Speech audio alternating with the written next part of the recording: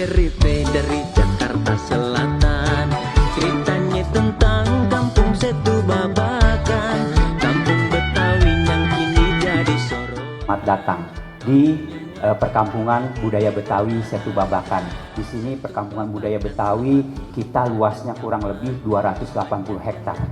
Untuk mencari hiburan dari yang lokal sampai yang wisatawan, menikmati indah alam Setu Babakan.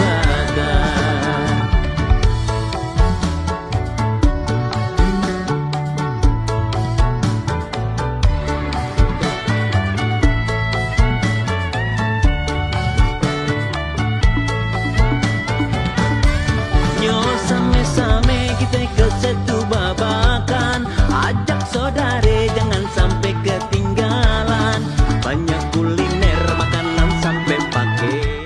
Tinjauan kita bersama teman-teman di Komisi E ingin melihat lebih dekat Setu Babakan seperti apa. Tapi hari ini teman-teman Komisi E menyaksikan betapa 289 hektar yang hari ini kita saksikan, yang sudah dipaparkan tadi.